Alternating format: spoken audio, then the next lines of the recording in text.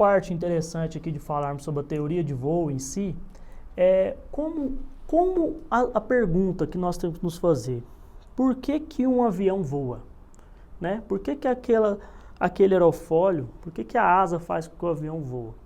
Não é porque tem motor que um avião voa, não é porque tem asa que ele voa, é porque a explicação que se dá é devido ao teorema de Bernoulli, ou princípio de Bernoulli. O que o Bernoulli fez? O Bernoulli utilizou o tubo de Venturi para explicar esse fenômeno, ou seja, ó, presta atenção, o teorema é de Bernoulli, o princípio é de Bernoulli, o tubo é do Venturi. Lá na sua prova pode vir trocado, teorema de Venturi e tubo de Bernoulli. Beleza? Não confunda isso aqui. É bem ridículozinho, mas isso geralmente está cobrado em prova. E o que o Bernoulli explicou através do tubo do Venturi? Ele pegou um tubo fechado, assim, bem para a nossa prova, viu, galera? Não precisa aprofundar muito disso.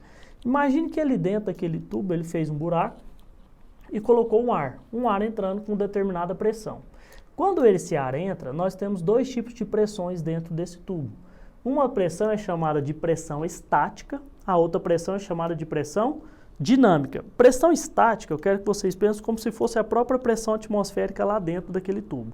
E a pressão dinâmica é a mesma coisa para a gente, para a prova, é a mesma coisa que você pensar em velocidade. O que acontece? Um exemplo, quando a gente coloca esse ar, joga o ar aqui dentro desse tubo, imaginamos então que aqui dentro, o máximo que cabe de pressão lá dentro é 20. Exemplo, viu? Então nós temos 10 de pressão estática, 10 de pressão dinâmica. Quando há olha só, quando há um afilamento aqui, quando nós chamamos esse espaço aqui de garganta do Venturi, ou seja, o que aconteceu? Diminuiu o espaço. Quando há esse afilamento do tubo, concorda comigo que para essas partículas continuarem passando na mesma toada, digamos assim, a velocidade não tem que aumentar, porque o espaço aqui é menor. Quando diminui o espaço, a velocidade aumenta. Se a velocidade aumenta, nós dizemos o quê? Que a pressão dinâmica ali aumenta, que é a mesma coisa aqui, velocidade. Se a velocidade aumentou, significa que a pressão estática diminuiu. Se a pressão estática diminuiu, a pressão dinâmica vai aumentar. Depois que passa aqui da garganta do Venturi, desse afilamento, a pressão volta, a estática volta para 10 e a dinâmica volta para 10. O que isso explica, galera? Explica o seguinte, se você analisar, olha aqui uma asa que nós chamamos, essa principal explicação é para uma asa assimétrica, que, enfim, explica o fundamento da asa de um avião em geral.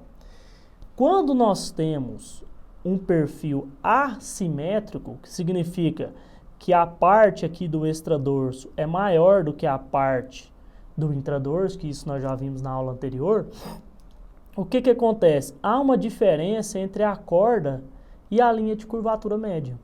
Ou seja, para mostrar que esse perfil é um perfil assimétrico. Se você olhar lá em cima e ver que onde tem um afilamento desse tubo de Venturi, você vai perceber que é praticamente a explicação do que acontece na asa.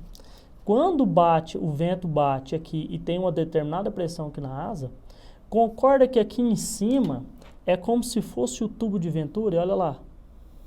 É como se tivesse esse afilamento. Então, quando as partículas querem chegar aqui do outro lado no mesmo tempo, você tem que imaginar mais ou menos assim.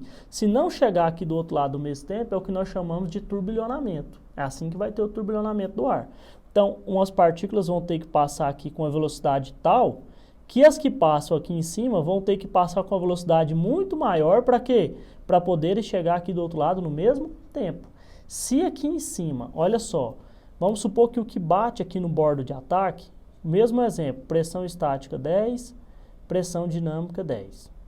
Quando ele aqui embaixo, digamos que a pressão estática também é praticamente reto, né? Pressão estática vai ser 10 e a pressão dinâmica também vai ser 10. Do outro lado, pressão estática 10 e a pressão dinâmica 10. Só que quando passa aqui em cima, o que acontece com a velocidade do ar?